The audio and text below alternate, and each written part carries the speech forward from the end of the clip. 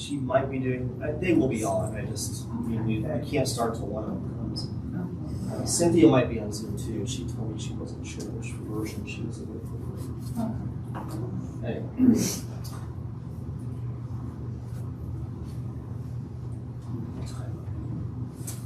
This is on logs.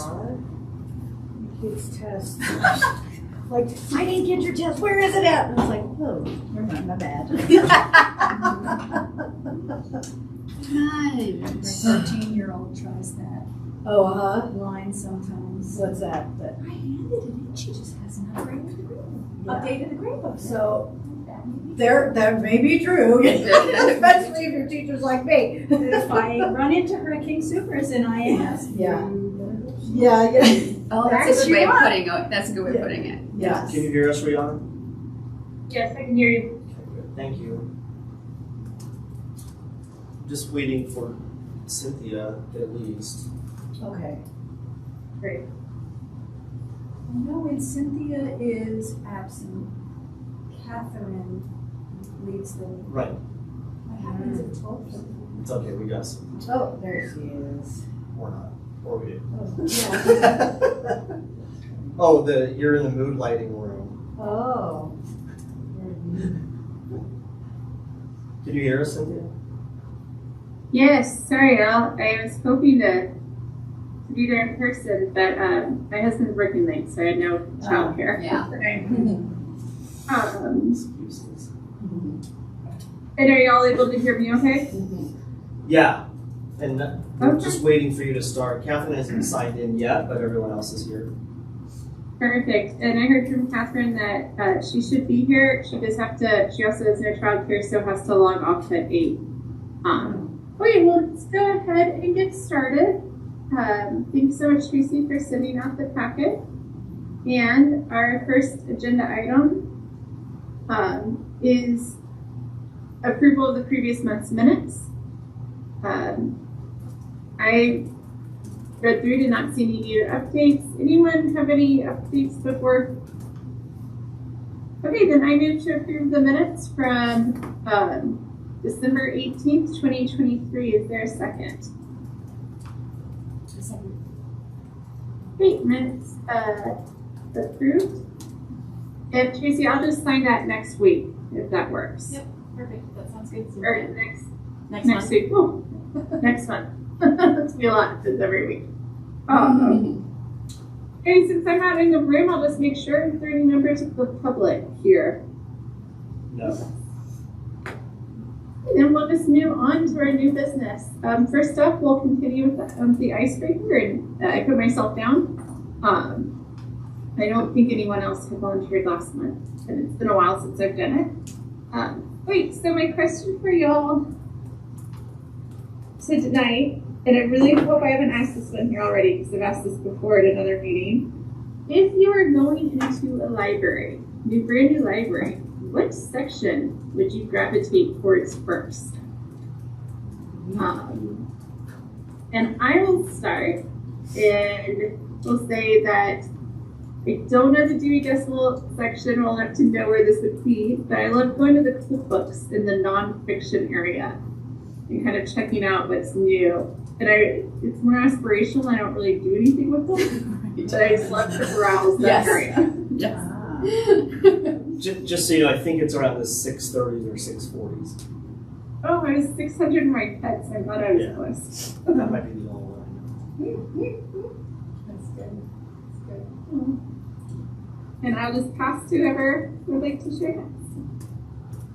I can go next. I usually go straight to the computer lab and see what they have there. So if I go to a brand new library, that's what I check out first. So I can go. I often get a library card because I am an avid e-reader. I love reading with a Kindle, and that way I have more access to more e-options, and I love that. But for in-person, I do like looking at DVD collections and seeing how deep an old movie selection is.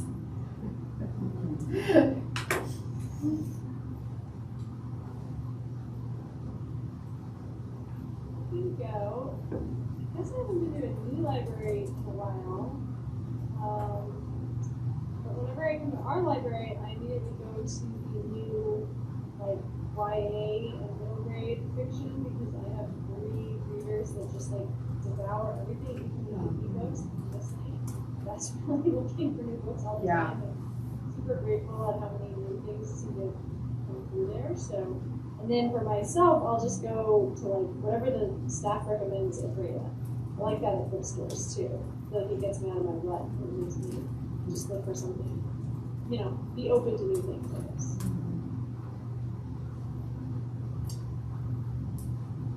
Go next. So for me, I'll go and look at the gardening. I don't do a lot of gardening, but I'm just fascinated by, you know, people who know what they're doing. And so, I don't have the space. I have a few garden beds. So I kind of like to look in those areas. For the classroom, I like to get over to the juvenile section and check out books. Sometimes, you know, depending on the theme, I'll even check out a stack of books just for a basket that our library, because I notice our school libraries are actually thinning down their stock because they're becoming iLabs. So more like STEM building area. But I feel like our libraries are kind of getting smaller. So I'll come here and get books. You don't work at Burlington Elementary, do you? No, Indian Peaks next door. Is Burlington the same way? I'm trying to remember. Okay, because I taught summer school one summer, and yeah, it was kind of slim pickings. So I do like the good books. All right, I'll go. I was chuckling because I've moved so many times as an adult that I kind of have this system of evaluating the library wherever I'm moving. And this is tailored to me, by the way. I'm not saying that these are the most important areas in a library, but I think I've said before that when I do move, one of the first places I go is the library, and I get the library card right away, like the first 2 days. And then I assess the library, and I go to, in the children's section, I go and look at graphic novels, and then I go and check out their fairy tale section, because that's what I love. And then in the adult section, I will go to the craft section, I will go to the biography section. I want to see how big their history section is.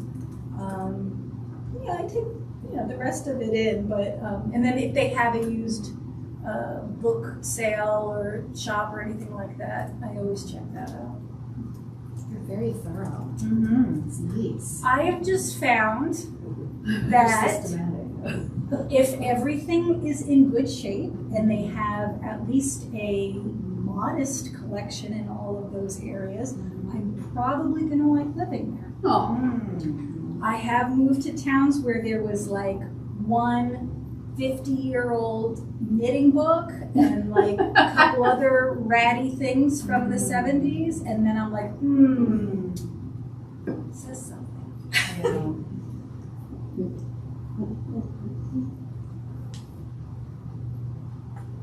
Do you have I something? can go next. I always just default, and I haven't actually been to very many new libraries because we've lived here so long, but I always just default to the children's section now. That's just where I would gravitate and want to know that there's a robust collection there, especially now with my daughter. So it's just probably my priority if we were to move is that selection. Yeah, for sure. So if I think about going into a new library somewhere, my first thing is not the collection necessarily, it's the layout of the library. It's like, which collection's a part of it, but I don't really like, but if we're talking about a new library that like I'm going to be a part of that community or something, I don't know. I'm kind of whatever is on my mind. So I don't have a method like you do. That's pretty good, like to evaluate. But in general, I gravitate towards nonfiction, and if I was browsing, I would just go through the new nonfiction and just see what's out. Yeah. So that's it. That's everybody too. Great, thanks. All right, well, we'll go ahead and move on. Actually, before we do so, are there any volunteers to do this next month? I can do that next month. Awesome, thank you so much. That'll be great, Jonna. Cool. Okay, so next up on our agenda, as y'all can tell, we have a shorter agenda today. Really, our biggest agenda item is going to be hearing from John about action plan update and library director report. But I did want to ask if anyone was able to attend the city training for new members. I appreciated that they offered it. I unfortunately could not make the one for new chairs, but I was curious if anyone was able to attend it and had anything to share back with the group. I just thought it was fantastic, and I'm so glad that I went. And I have now been on this board a year, and I did get the recording, other documentation that was sent earlier from when they weren't doing in-person trainings, and it does not compare. Just being able to hear and see, hear the questions and meet the people who are asking the questions and meet the people who are answering the questions was very valuable to me. And what was the other piece? I learned a lot. There was a lot I didn't know, even now. Not saying like I should know a lot, but like I did not know. It didn't hit me, right, that this advisory board and any advisory board is really to advise council. That's the main focus. And I know that that's been said, and it was probably part of the interview for this board, but there was something about the way it was presented and the context in which it was presented that really drove that home. And I appreciated that. I also thought that they just provided such great information about, the typical stuff, what your role is, and how meetings should go, and the open records law, and all of that. And there were really good questions from the audience that may not have been included on a static slide deck if that was sent around. And I got the ABCs of parliamentary procedure. I have one of those. Which I really wish, that I'd seen maybe 15 years ago. But I have it now. So I'm looking forward to them sending it out. Do you think the recording of it will be as good? So I did, that question came up on Saturday, and I heard that meeting was not being recorded. Oh. Because they couldn't get someone to record it. I heard that they were going to follow up with a recording with the same content. Yes, so that tells me that they probably have to put it together first. Are they still, one thing that struck me from the previous recording, and I've heard this before, but are they still recommending you get a separate email address for, are they?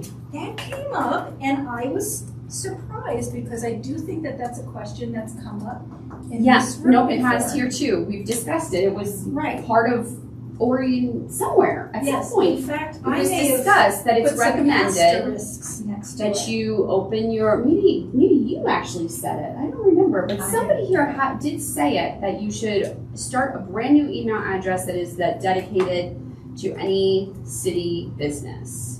In case there is an open records request, so that they don't have to go through everything. Yes, and It's that like, that was actually the advice of the city attorney I wrote down. Interesting. So, I wasn't really clear on that either. You run the risk of me not seeing emails then. When it comes, yeah. When Tracy goes to email and I'd be like, oh, you did? It wasn't clear whether it was like a you can do this or like you should do this. Yeah.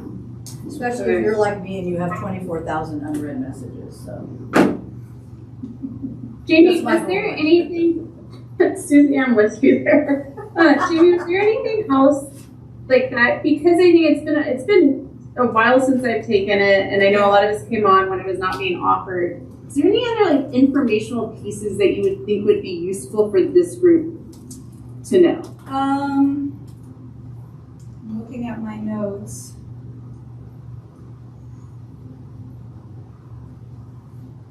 I think probably the other most pertinent thing was they included a very foundational, excellent presentation on speaking to or responding to the media. What to say, what not to say. And I don't know that will come up for this group. However, it could.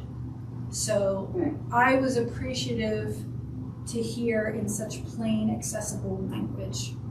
These are the nuggets that you have to keep in mind when you are asked to comment on or be interviewed by a representative of the media as a board member.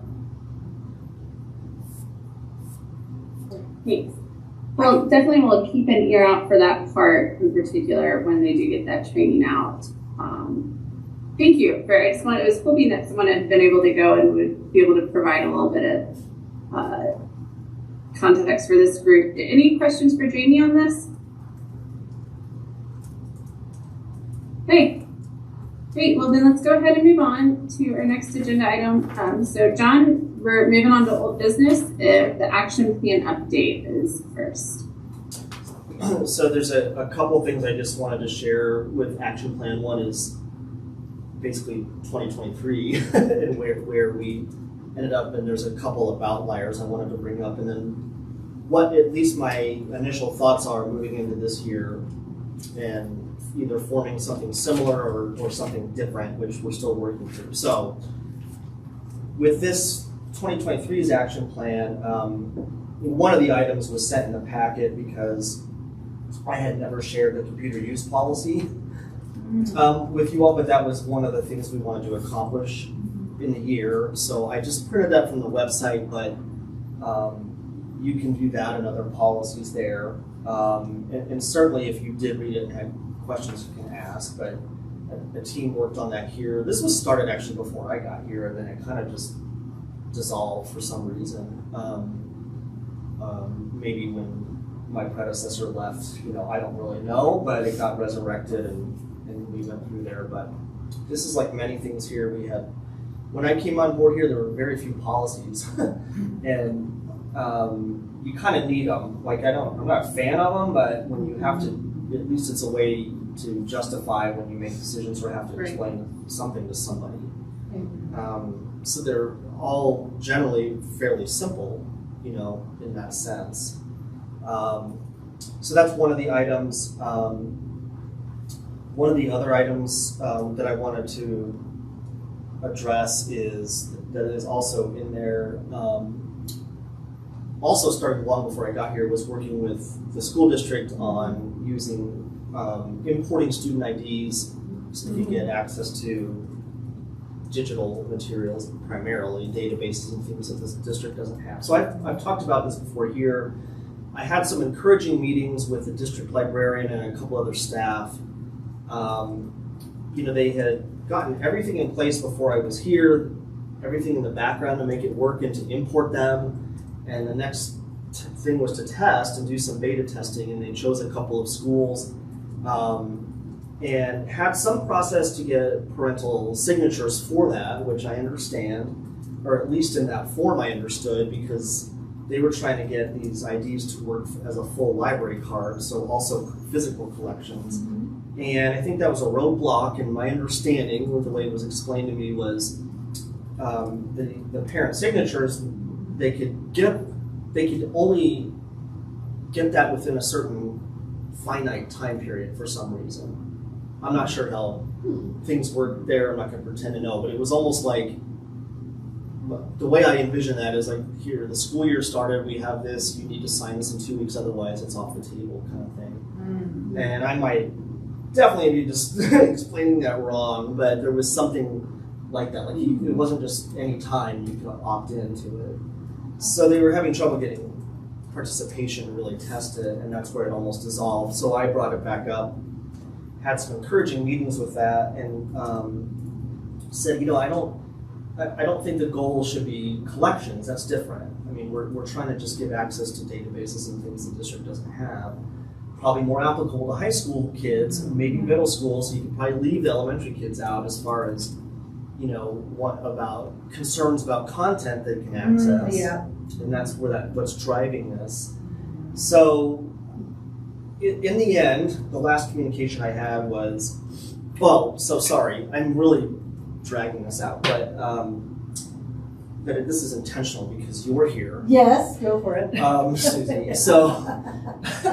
So the thought was, with what I explained, and I posed the question because I did this in a previous job. If we're not trying to get full access to the library and it's just databases, can it be more of an opt-out rather than an opt-in? So every kid has access, but if you don't like that, then just say no, and then we won't import them. So I thought that looked good, but a couple of administrators were not happy with that. Yeah. So I just said, well, that's too bad, and offered to chat with anybody further. Not trying to change your process, but maybe I can still explain why I think that could work. But even so, what's the process for getting signatures? How could that be streamlined so that it works?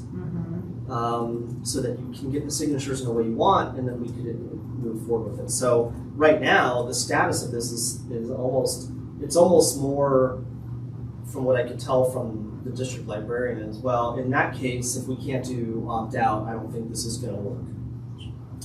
And I just said, well, that's too bad, for many reasons, and I gave some other ideas of how it could work. But I haven't heard anything. And it was no small task to get a meeting with some of these administrators, and Helen Robbins is the district librarian. Okay. She got all that arranged, but that even took a while. So I think to get another meeting is probably. Anyway, that's where that stands. I would love to find a way to explain this to somebody so that they could see how it would work differently.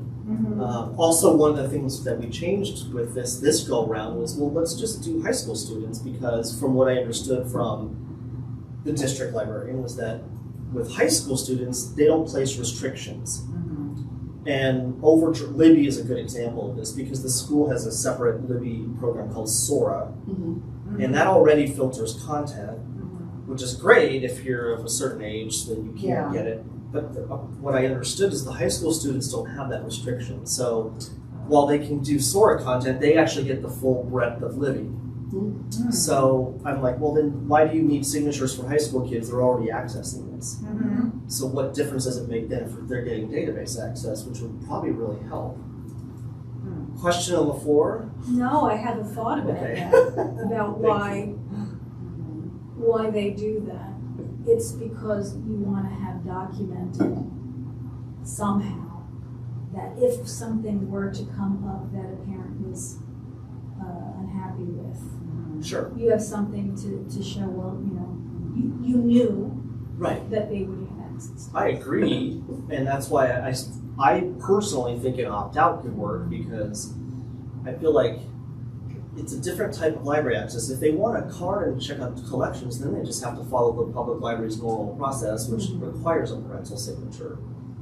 I also don't know why it has to be so different from the process that some of our schools in the district use to notify parents of upcoming health curricula.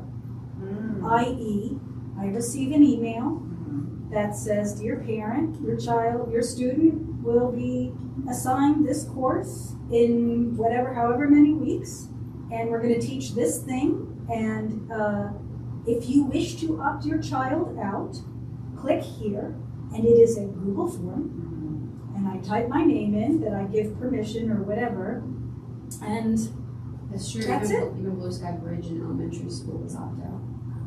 It is not opt out anymore.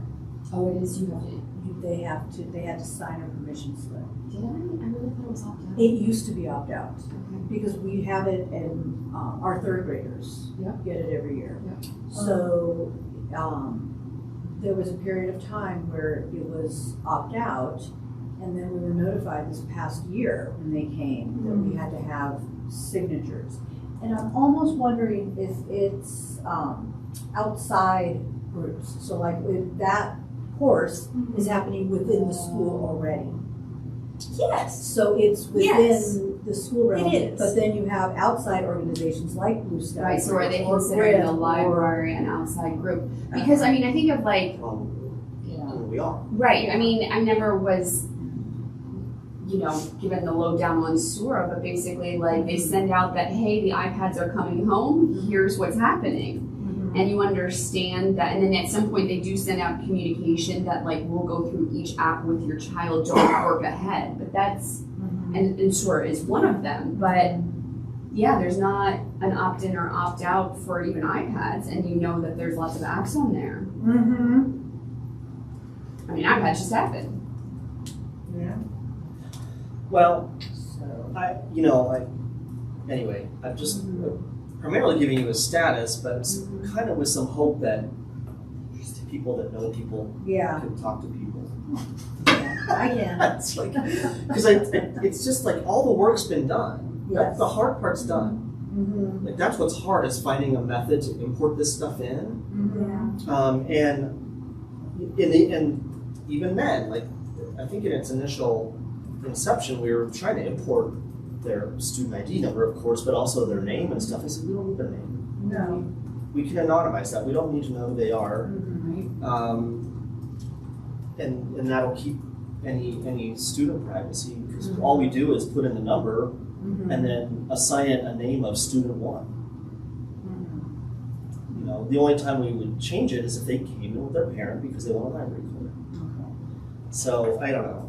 I just I obviously feel somewhat strongly about this because there are just a lot of students who could probably benefit from that access, and it just streams like that, right? I mean, yes, they're welcome to come to the library and get it, but that's just not a viable option for many.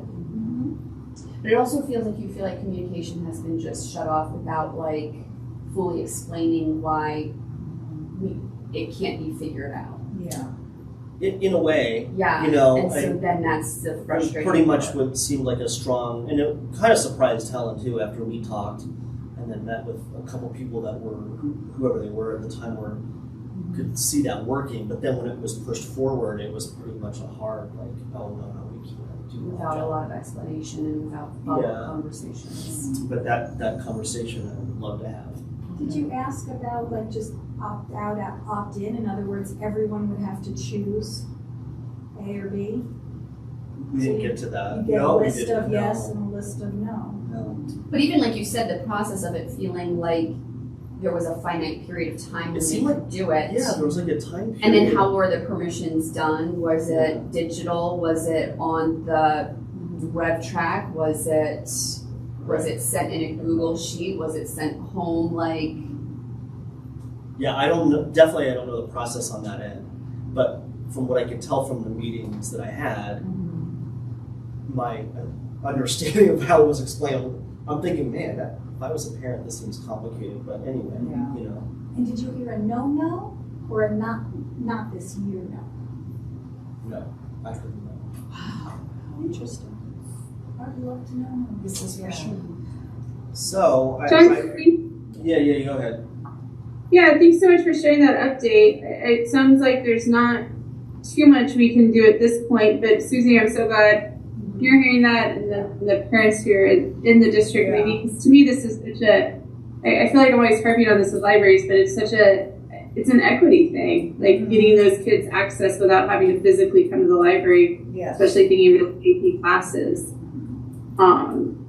So I don't want to cut discussion, but I don't know how much more we can do with this update at this point. Yeah, not here, but I think what I am going to do, in case, Susie, there's anything you think from your end, since you obviously know people there, I'm gonna forward her like the last email communication. Oh I yeah, have that all would be these great. names are on it, Okay. and then you can kind of see who it is, Yes. because you'll know more than I will. Okay. And if there's any that's the approach chance to- of, Yeah. just making some arrangement for another conversation, then Yeah, you already know yeah. I'm open to it. Okay. Okay. Thank you. Okay, so that was kind of this year's, and there's some carryover from the action plan, like some of the staff secure areas, but we're getting progress. I signed a contract to replace our staff doors back there, which was the biggest thing.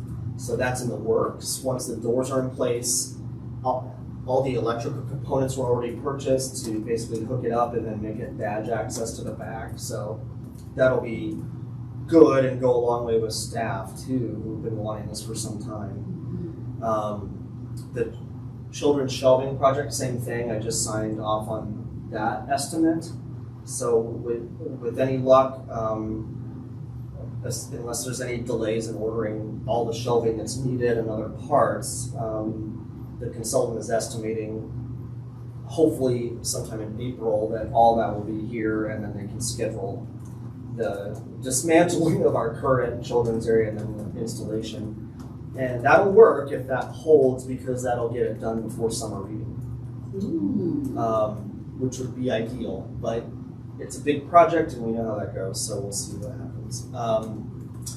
So then kind of moving into this year, I've been thinking and talking a little bit with staff on this year's action plan, and part of what I've given the task of my leadership team of doing is really taking a look at what you're doing and prioritizing things. And this is no secret, it's a result of the election result and my budget going unchanged, which effectively is a cut, just because of increasing cost of things. And I just think that the staff will still continue to do a lot, but I am worried about staff burnout and just continuing to try to sustain the level of service they're providing here, and effectively many people thinking that that's workable.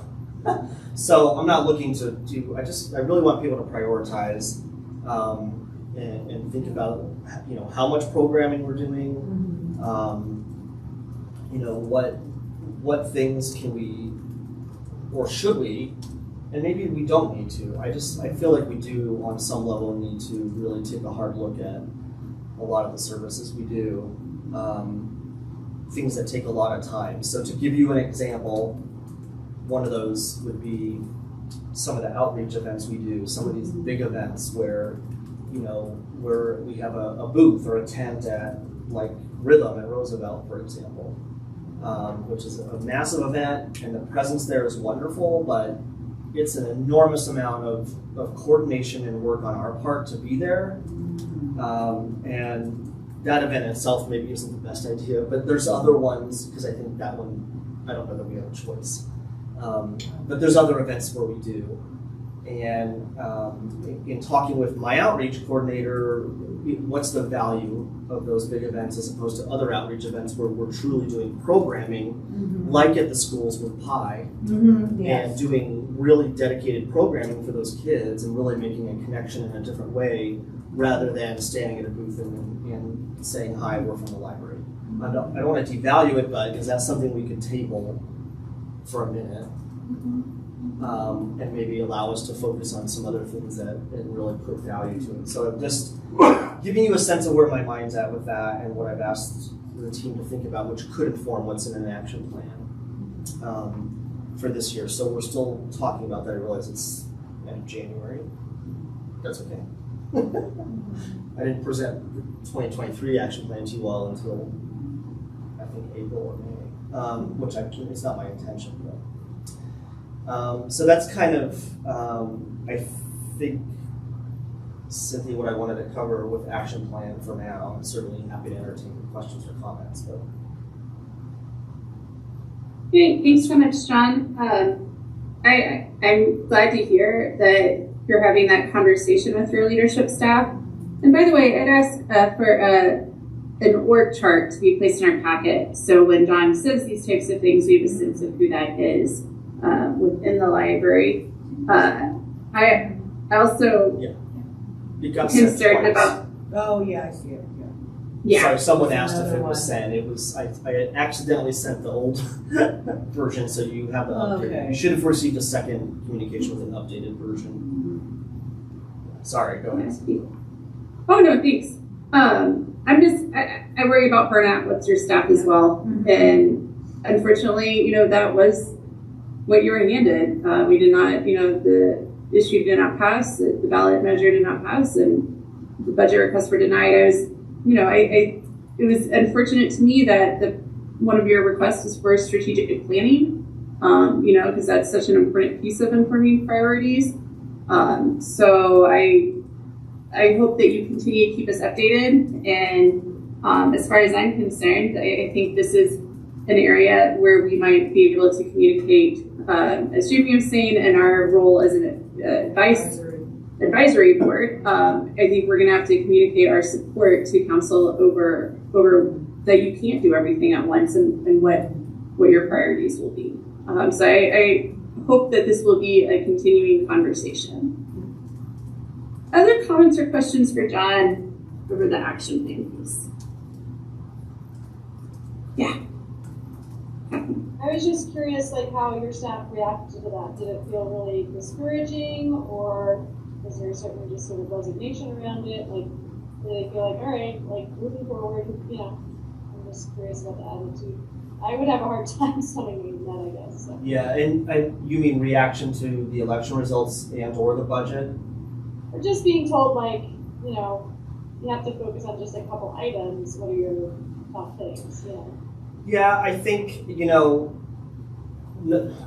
definitely no one's ever been asked that here before, really, to consider what you're taking on and how much. And I think in general, I think when people thought about it, they took it as, I suppose the positive way it was taken from people is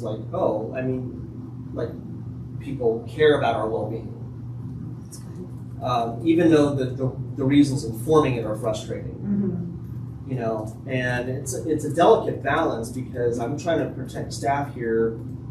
I definitely don't want the Longmont community to think there's some retaliatory kind of thing, well, you voted no, therefore I'm taking all this stuff away. That's not it at all.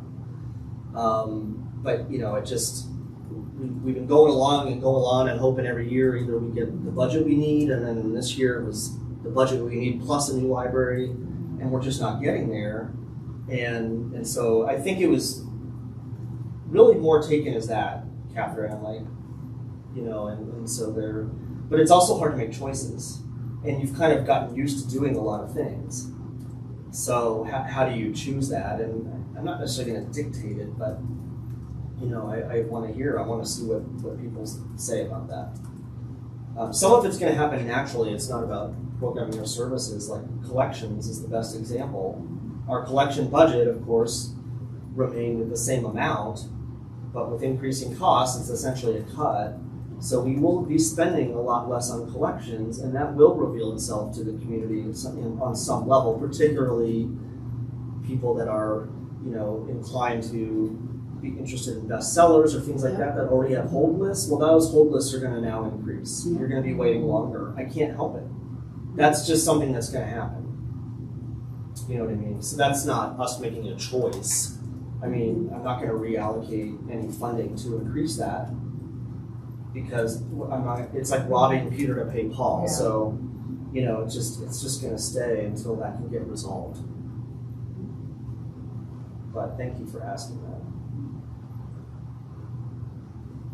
Other comments or questions surrounding the action plan updates? Okay. Well, thanks for that, John, and we'll just continue with your director's report. Okay. Yeah, so for the, I'm looking at my notes that I wanted to put up. I think I did some of that for that. Little notes. I know, I was capturing notes of what I wanted to address, and I think I did most of it in the action plan. But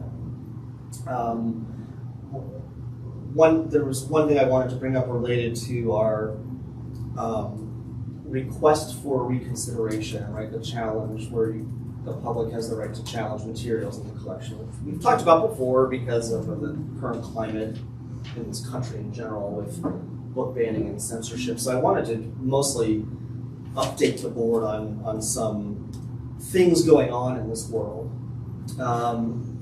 So internally, we've been talking a lot here about our current request for reconsideration form. It started with the conversation of it's outdated, we need to kind of update this and minimally to include programs and displays because those are other things that people have and do challenge, not just books or other materials. And so we've had some discussions and researched other libraries.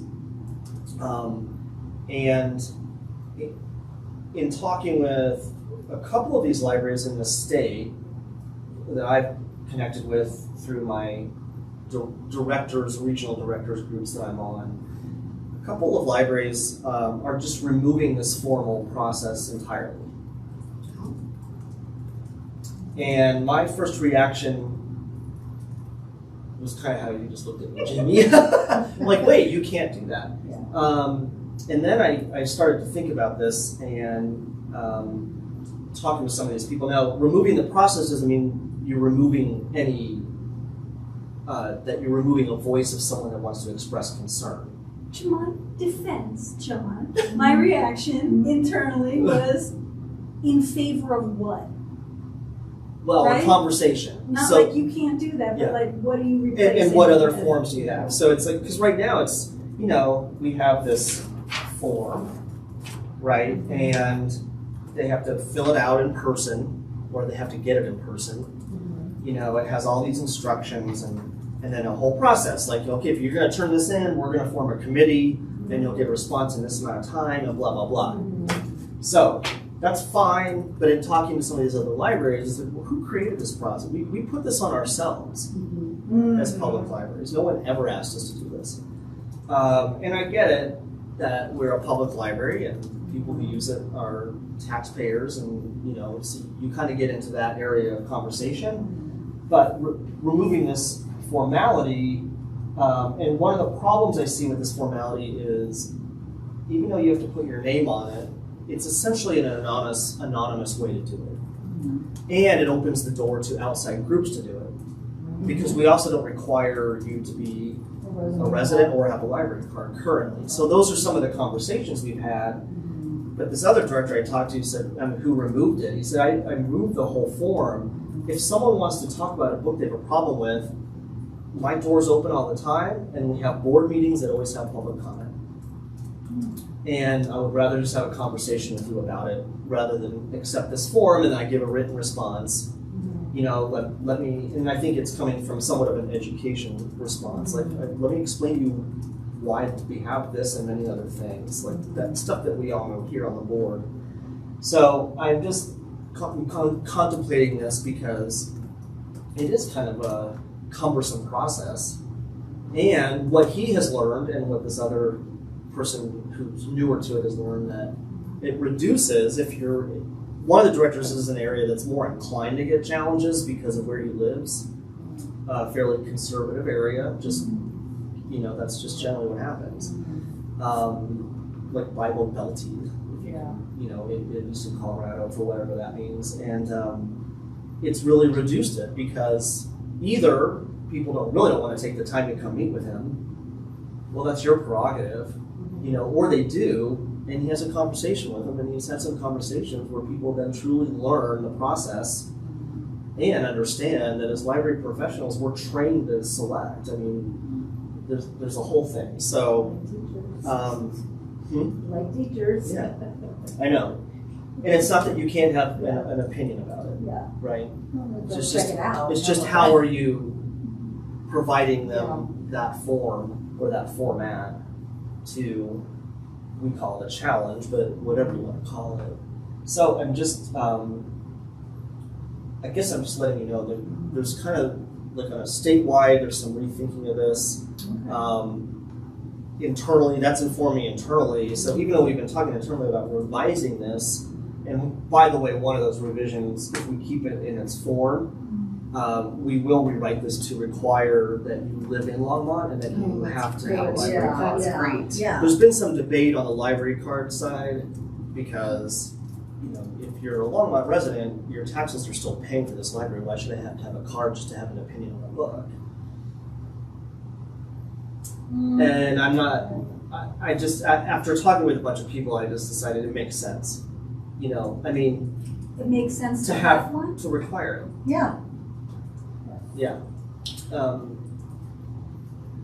My thought on that is that I'm kind of thinking worst case scenario, right? Like what if something hits and there's like a big surge in resistance or protests in a particular area, a particular title, etc.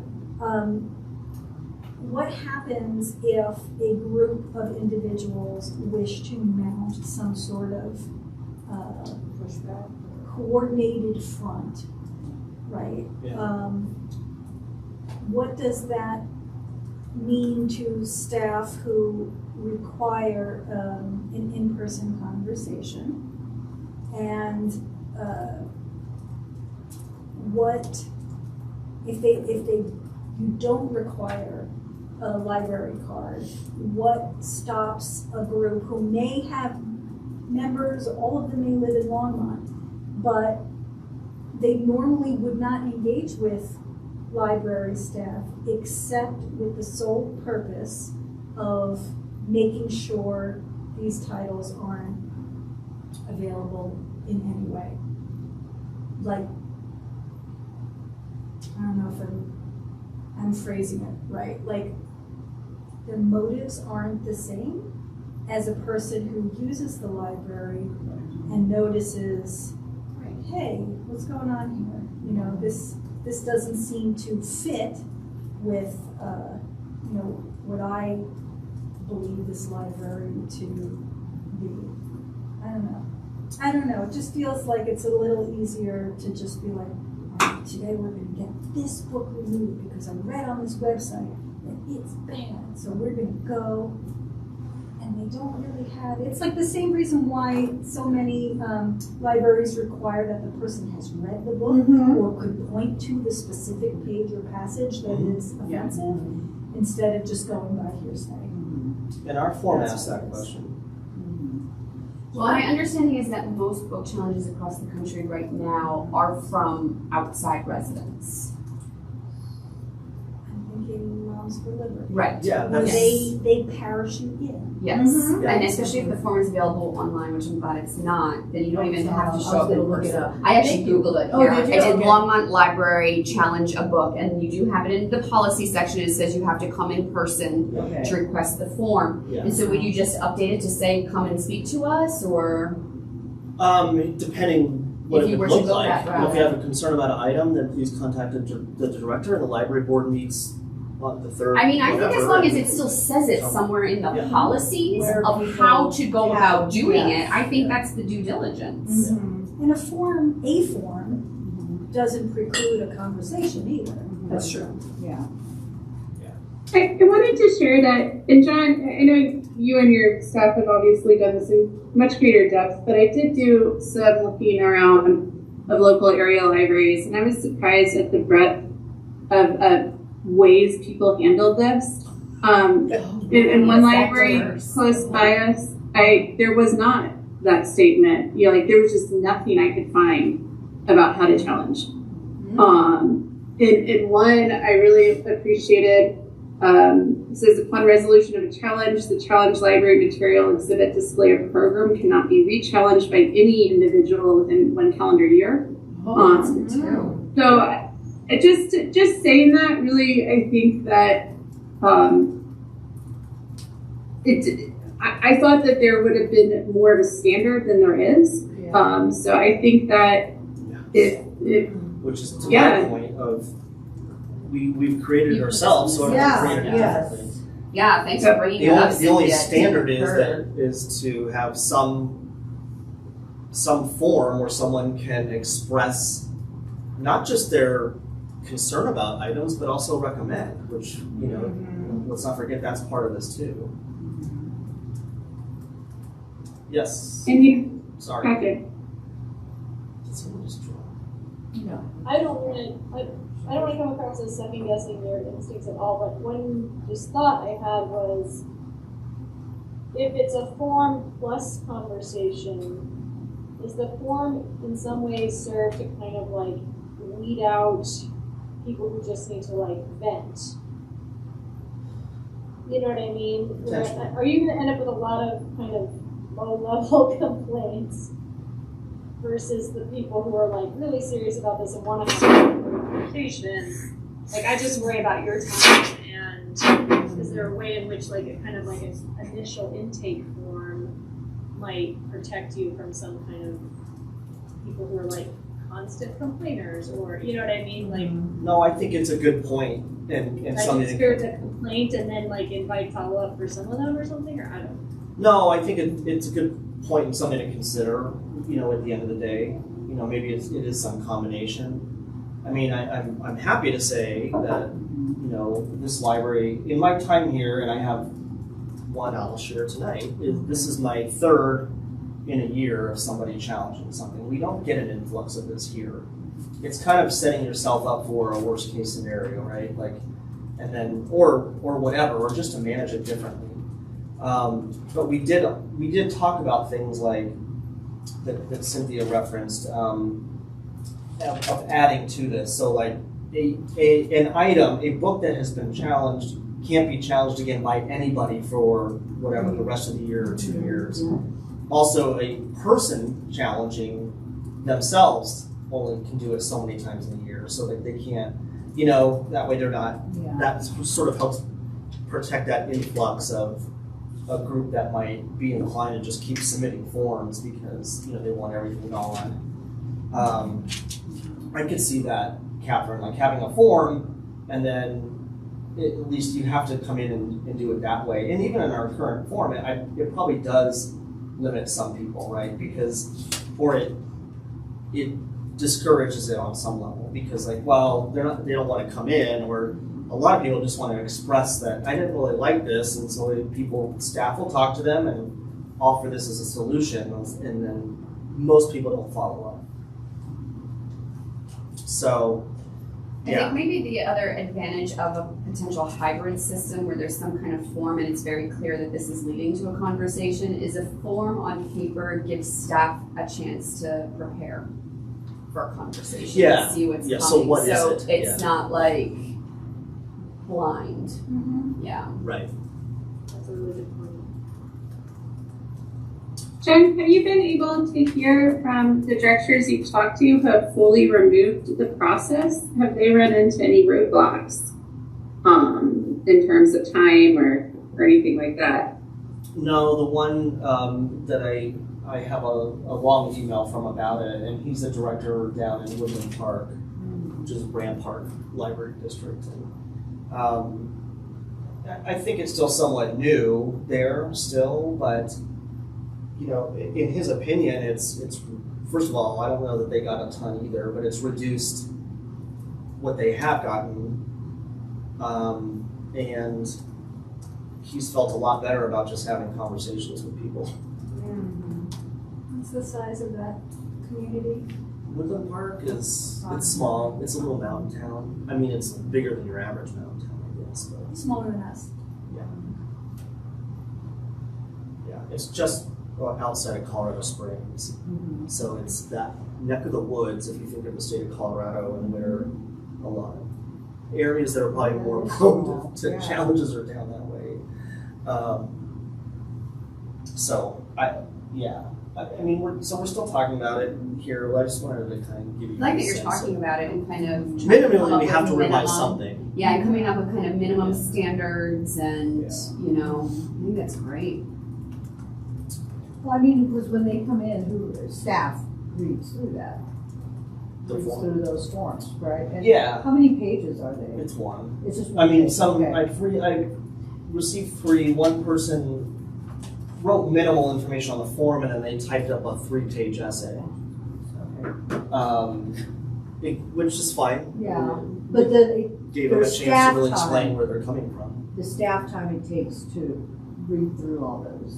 You know, Yeah, I mean, well, my concern. Yeah, and it's meaty, Oh. so I don't Yeah. burden staff with that. I Okay. mean, the staff responsibility is if someone objects to something, they offer them my contact information. We don't go just to the form, like, oh, if you don't Okay. like this here. Yeah. It's okay. like, try to talk to them, And but you know, if they're adamant or whatever, use your best judgment and say, well, there's a process. You know, here's this packet. What they get is the form, and accompanying it is our collection development policy and the library bill of rights and freedom to read statement. So they, you know, hopefully they might look through that and then reconsider whether they need this, because you know, all of that in and of itself is going to explain why this is in the collection. Just why that guy from Woodland Park, I don't think he even cares what it is. Like, if he's surprised by it, he probably has boilerplate answers for everything that comes in. I don't know. Okay. I would probably rather know, because I had to talk directly to it. Or, of course, what a lot of people think is, oh, you're a librarian, you've read everything in the world. Oh, yes. You know, Yes. so You've read all the books. Yeah. I don't want to be in that situation. So I'll keep this in my director's report as pertinent to keep you updated on what we're doing, particularly if we revise anything out there here. Right now, there's been no changes. The last thing I'll say to this, if you aren't aware, there is some potential legislation from the state to follow what the state of Illinois did, which is basically putting a ban on book bans. And it sounds great, but the initial draft legislation is problematic. And so a directors group met, and I haven't seen, they wanted to write some amendments to it. They wanted, whoever wrote up the initial legislation, in our opinion, added some complications to it and really almost looked like it could get libraries in trouble. More so than, it's almost like poking the bear. Okay. That's very vague of me to say. I can certainly send out the legislation, or at least the draft I saw, and what this group, and so in this, with the Colorado Association of Libraries, right? There's all these different groups on there, and one of them is a legislative group, and so they constantly review anything, and they talk to legislatures as it relates to public libraries. So that group has been on top of this legislation and tried to have actual conversations with the people writing it. So I think the positive side of that is having directors engaged in this and providing and engaging in that conversation. Not to say you're doing this all wrong, but think about the implications of what you're doing here, here, and here, or the potential implications. And luckily, a couple of the people on this committee have legal backgrounds, so they can read through this and decipher some of the language more than maybe your average person. So that's kind of handy too. But I can try to set some stuff out, and you can probably look it up too to see draft legislation. But more awareness. You should know that this is going on, and that's as it relates to challenges. Thanks so much, John. If you could send it out, that'd be great for anyone who's taking notes right now. The bill looks to be SB 24-049, Content and Material in Libraries. Can you do the numbers again? SB 24-049. Thank you. And then the title, Content and Material in Libraries. Thanks.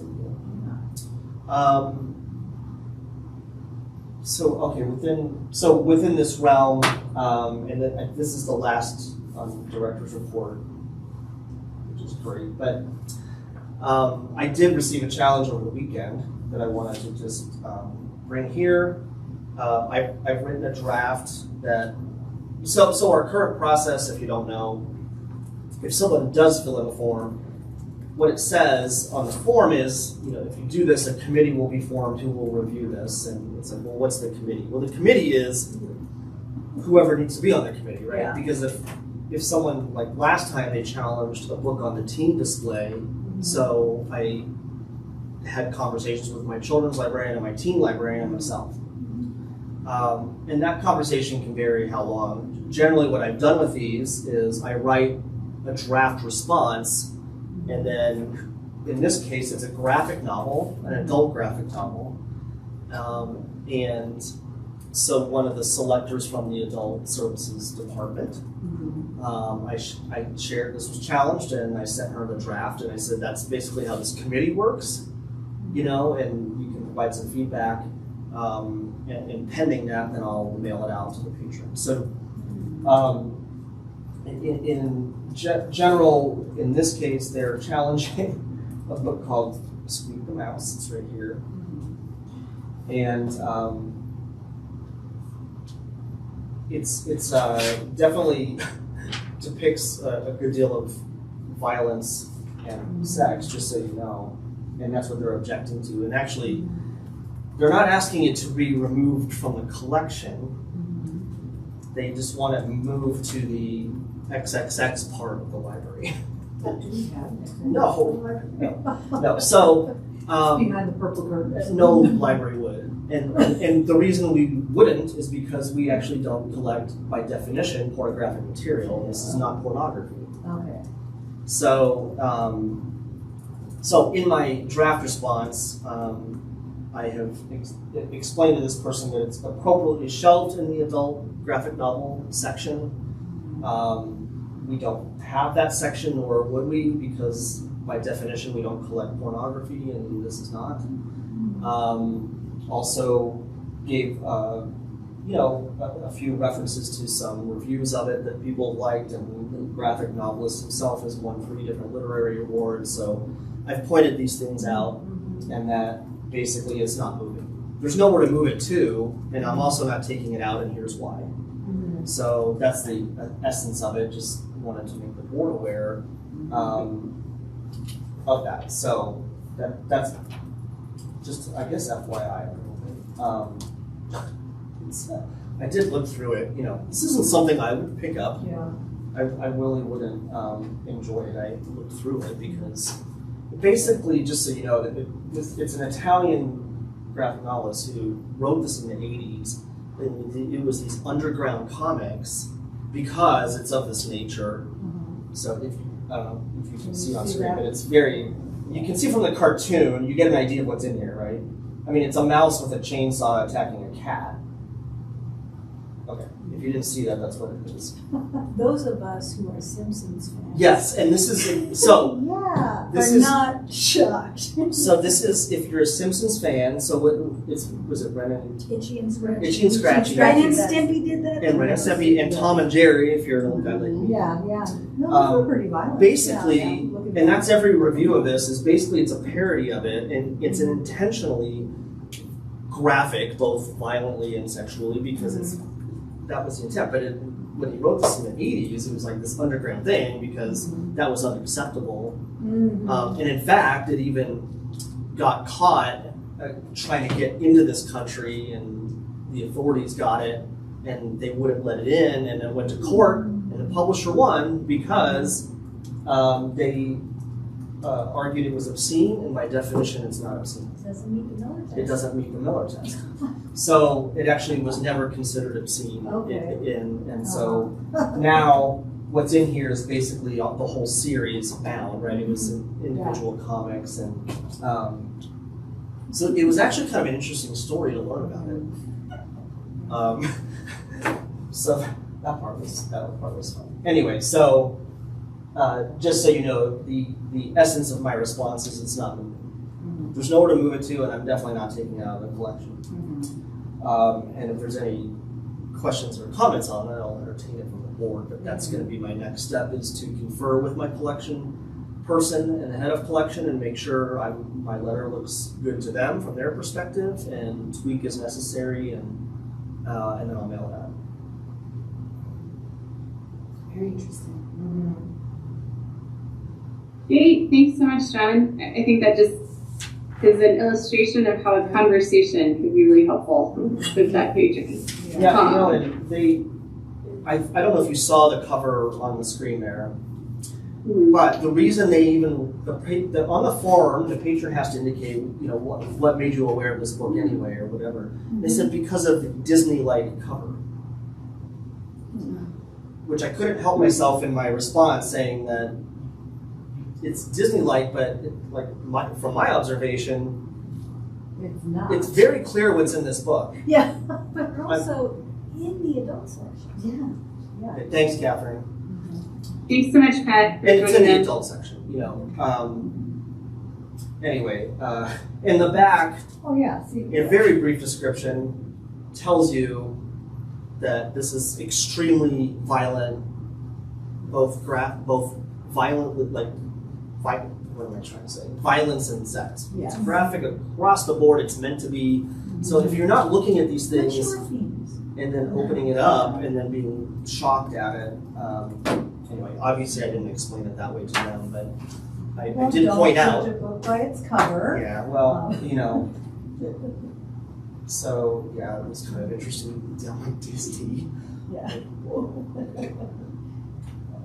So that's all on that. Sorry.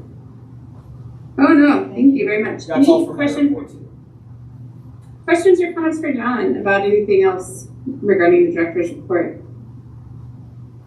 I'm always impressed by how collaborative you are with your staff.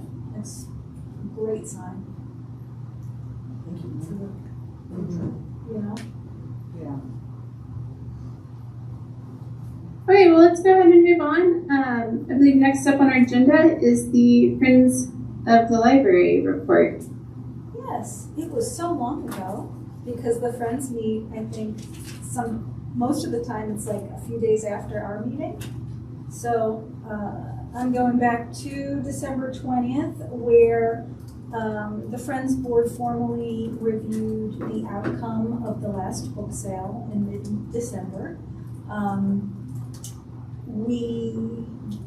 The library wound up generating more sales revenue than originally thought, which was lovely. And so, of course, I had to get on my soapbox yet again and say I have such concerns for this wonderful group of volunteers who put in so many hours to run these sales, to sort and organize the books. They put so much care into getting these books ready for the sale or ready for the bookshop. That bookshop is like doing so well with bringing in funds. How sustainable is it? Especially as we head into a year where the library has less purchasing power with their budget. So I don't have a solution at this point, you know. I encourage the board of the Friends to not forget about legacy planning, not forget about recruiting a diverse team of members and board members, that so that there is somebody to step up as board members step away. I think that was just the main point. They may need to do more this year to reach the levels that the library, how do I want to say this? To have the same impact this year as they did in 2023. Can I interject? So, related to that, because I want to acknowledge this publicly, given the budget and my desire, one of those things was to increase our professional development, and there's a pretty major conference that is this year that only happens every other year. So obviously, with the current situation, I wouldn't be able to support that. So I went to the Friends and requested them to fund 5 people to go to this conference, which they did really without hesitation. I am very grateful for that. It's still, it's something I really wish I wasn't asking the Friends for. To me, it's a standard, and I know the Friends know that. I'm just expressing it here, but at the same time, there will be some staff going to this conference in April. Public Library Association is probably one of the biggest shows for public libraries, and anytime I've been, it's been valuable. What's the name of the conference again? Public Library Association.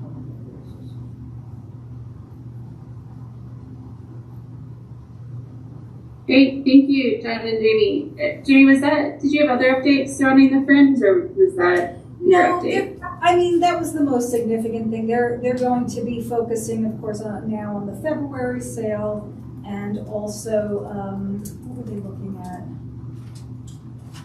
Something like needy. Oh, they want to revisit their member benefits. They would love to have more members join the Friends, and I think they are realizing, that they might want to review what that $15 a year gets them, because that's how a lot of the public thinks. It's like, what am I going to get for this donation? What am I going to get for this? It's the fact that it's called a membership rather than a donation, like soliciting donations versus recruiting members. So when I have more to say about that, I'll let you know.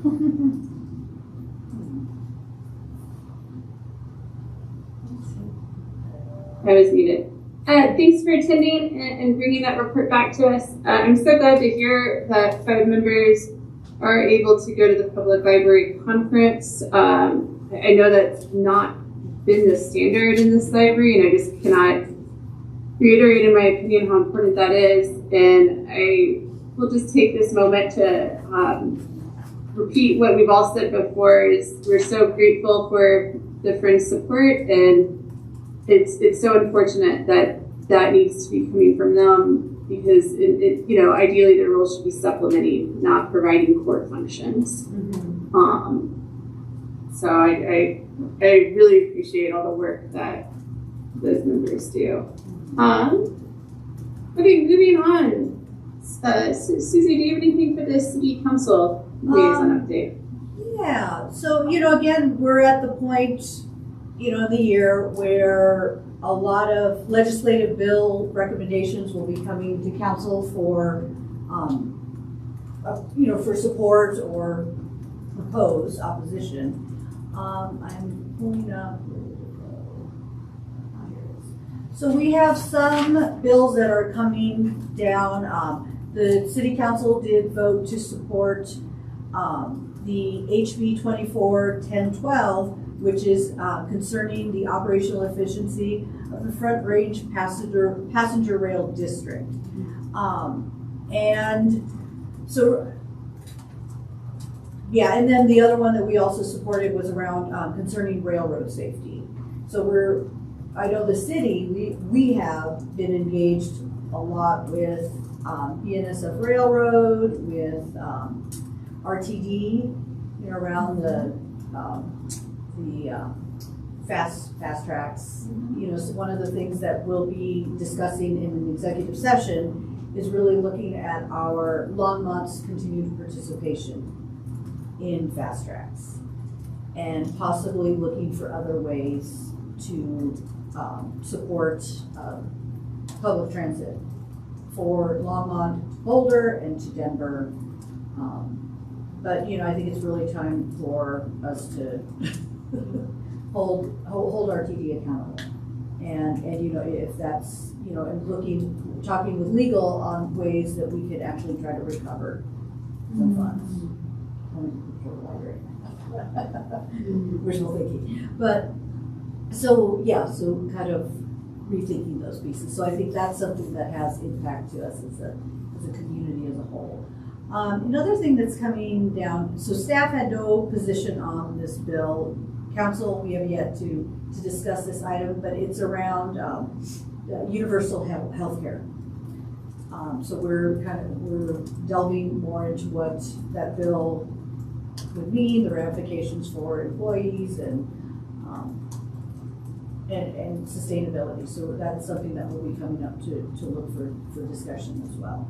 And if anyone has, thoughts, definitely shoot me an email, so we can bring that up for our discussion as well. And then, so it sounded like, so I had attended a legislative breakfast with Commuting Solutions. So we got to hear from the governor and several state representatives and senators who are doing work around transit. And it sounded like the three big things that the state is focusing on is affordable housing, transportation, and climate. So I was very disheartened not to hear public education in there. But one of the things I mentioned is how, okay, so for example, I talked to people at the airport, and the challenge they're facing is that there aren't incoming people to do, mechanical work on the airplanes.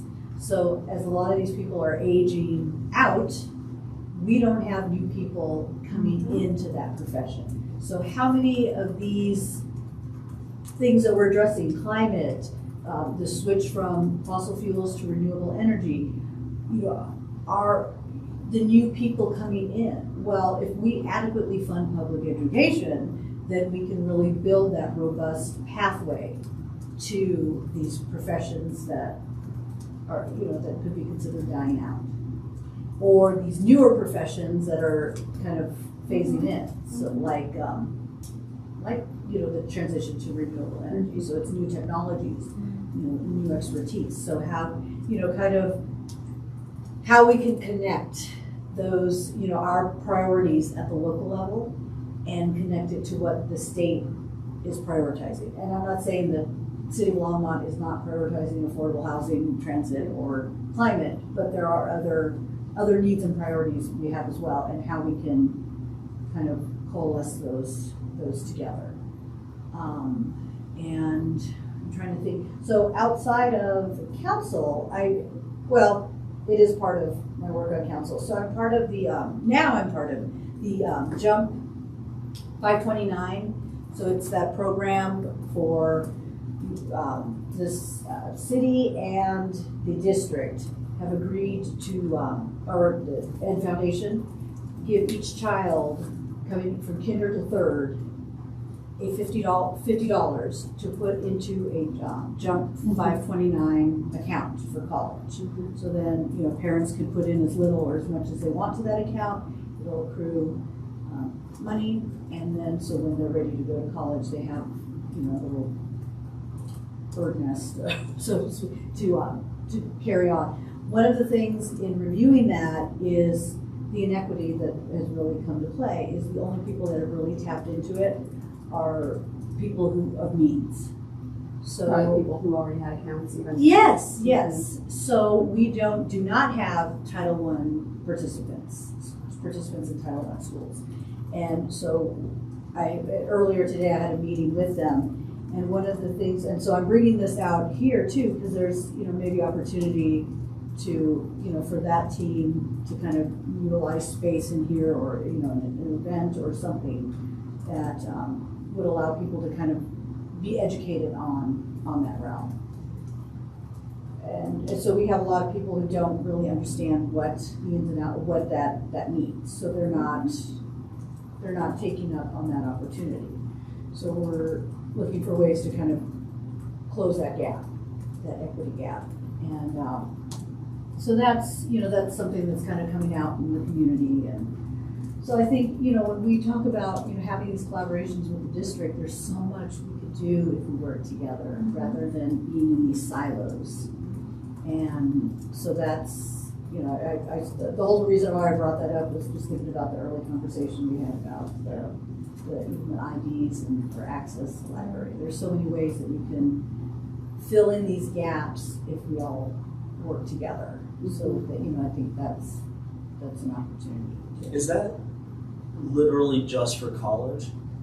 So so one of the things that I'm learning, so I'm going to a training on it Wow. to really find out, because I think there is a possibility for students to use that money for trade school. Yep. So like if they go to vocational, they can access that. They can Yeah, like to be an confirm that. airplane mechanic. Yes, because not everyone is going to go to a four-year university. That Right. might not be their thing, but if they have money to be able to Apply it somewhere else. to a Yeah. vocational. I mean, my husband's a plumber, and he's seen it's like there's no younger people who know the trade. And it's frightening. I mean, he's almost 60, and he's out there, lifting up 500-pound water heaters upstairs and all that, because there aren't people to do it. So, filling in those gaps. And does anyone have any questions for me?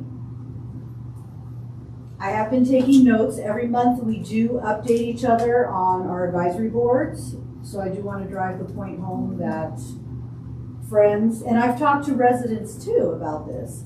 It was like, well, we're content with the library. Okay, well, think about a lot of the programs and things that are essential that are paid for by the Friends of the Library. Where in other cities, their friends are paying for additional reasons. Yes. And then they were like, oh, I didn't know. And, then speaking with a former candidate, he goes back, he goes, yeah, I didn't really research it.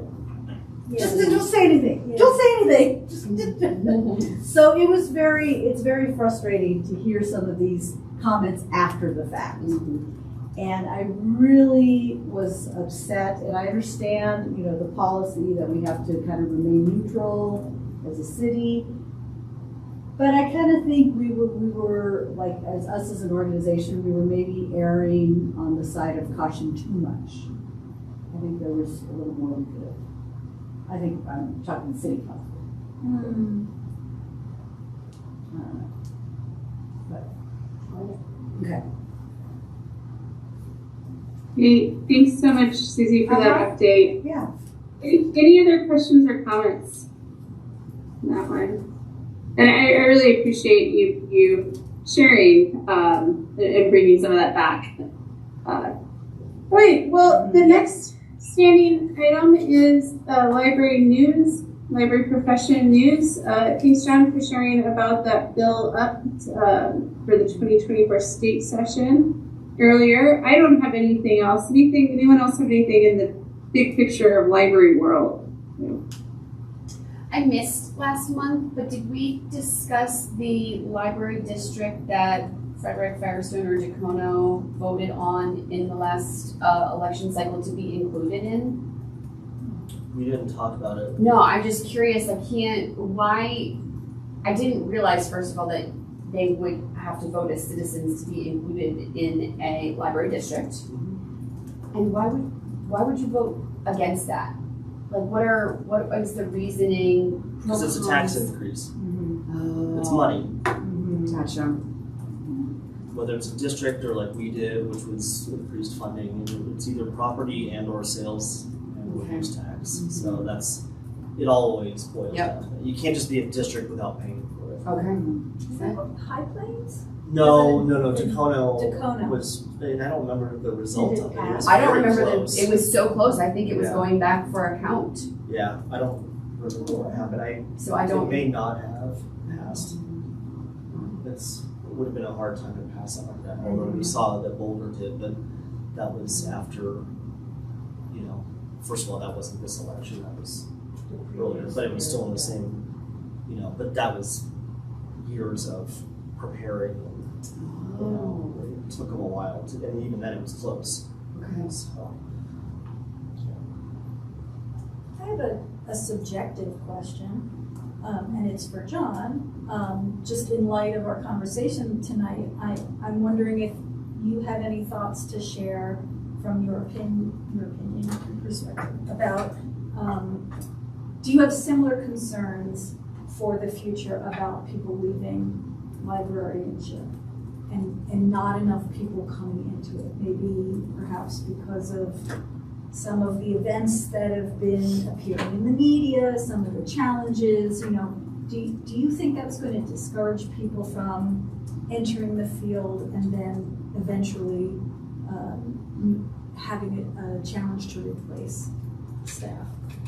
Currently, it's not affecting it. A lot of people still go. I mean, the real concern is who's going, and it's still largely white people. Of course. And so that needs to change. Yes. And that's been a long-standing thing, unfortunately. Mm-hmm. You know, I don't know that.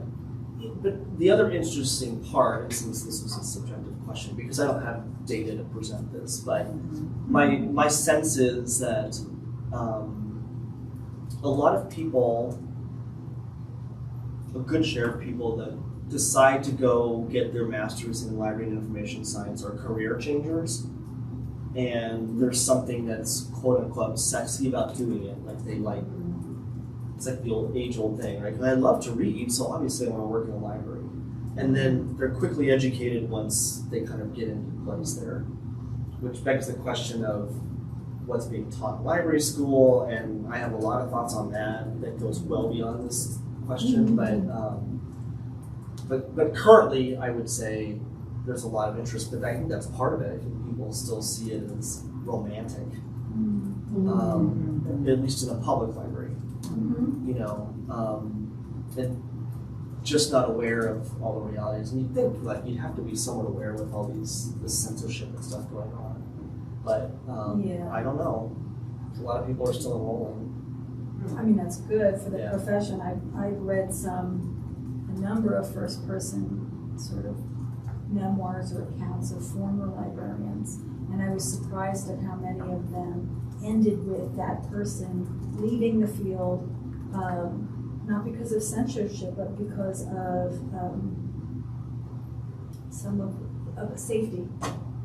Oh, Safety huge reasons. problem. Which is and that's the other thing. I think if a lot of the people that come into library school as career changers without knowing a lot of inner workings, they might reconsider, unfortunately, based off safety alone. Particularly that's not every library, but generally the bigger the city, the more urban you get, you know, there's more concerns for that. I was looking for this account, a librarian I just started following on Instagram, and I am just loving that feed, and it's very positive, inspiring, and I can't find it right now. So Well, please do. I'm not trying to be rude, but if I find it, I will bring that back to this group, Yeah. because if you have an Instagram account, it might just bring a smile to your day. I'm wondering, and I don't want to take us off track, but if there was a recent profile in the New York Times of a librarian who had a popular Instagram, TikTok account, whose focus was on, as he called it, spreading library joy. Yeah, that's him. Oh, okay. Over them. I'll find it. It's Talking about, Library. It was in the New York Times. Yeah, he's in the New York Times. He's a California librarian. He also talks a lot about mental health. That might be the name of the account too.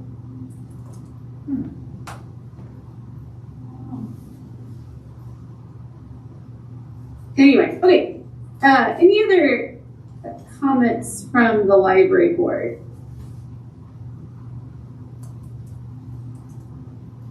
Okay, well then, our next meeting is scheduled for February 26th. I hope to be in person. My husband has a new job, and I might be joining more often over Zoom, depending on how late he's working. But I hope to see you all in person, and we'll go ahead and adjourn at 8:29.